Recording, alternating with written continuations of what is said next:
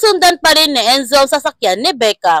At sa pagkakataon na ito, tinawagan na niya si Arisa para sabihan ito na may ginagawa siya ngayon. Ayaw niyang pigilan siya nito sa kanyang gagawin at huwag siyang mag-alala, hindi mabubulyaso ang plano ni Samuel at pinutol na niya ang tawag dahil dumating na sila sa lugar kung nasaan ang warehouse. Nag-alala naman ang gusto si Arisa dahil hindi sinabi ni Enzo kung ano ang kanyang gagawin at pakiramdam niya nasa panganib si Enzo ngayon. Pumasok na nga si Enzo sa loob ng warehouse at kinunan niya ng video ang loob nito. Ngunit nahuli siya nila Piklat at dinala si Enzo sa loob ng warehouse at binugbog nila ito ng husto. Masaya naman si Piklat dahil may kapalit na kagad kay Kevin at hindi na sila nahihirapan na maghanap pa. Sa pag-uwi ni Samuel sa kanyang bahay, ipinaalam kagad ni Arisa ang nangyari kay Enzo at hindi niya alam kung nasaan ngayon si Enzo. Habang si Roldan, tinawagan naman niya si Tanda para sabihan ito na hindi si Jacob ang nagpasabog sa kotse, kundi si Samuel. Ngunit hindi naniniwala nito si Diego sa mga sinasabi ni Roldan at pinagalitan pa niya si Roldan dahil nahawa na siya sa kabubuhan ni Jacob.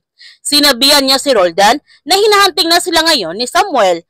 Sila ang mauunang mamatay kaysa sa kanya na may tani na kanyang buhay. Patuloy pa rin si Johnny sa pag-imbestiga sa nangyaring pagsabog at aalamin niya kung sinong may gawa nito para pagtangkaan ang buhay ng kanyang ama. Gayunpaman, natatakot na nga si Roldan dahil hinahanting na sila ngayon ni Tanda.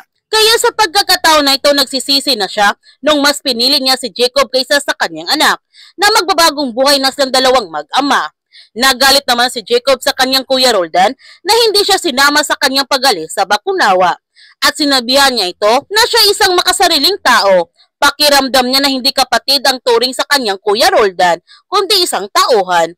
At sinisi din niya ang kanyang kuya Roldan kung bakit siya naging halimaw ngayon nang dahil sa kanya. May plano naman si Samuel upang mapabilis ang lahat at para magmukhang sinusunod pa rin niya ang mga gusto ni Tanda. Pagkatapos ng all-out war, ito na ang kanilang huling digmaan. Magtatagumpay kaya si Samuel sa kanyang huling plano? Yan ang ating abangan sa Sins of the Father.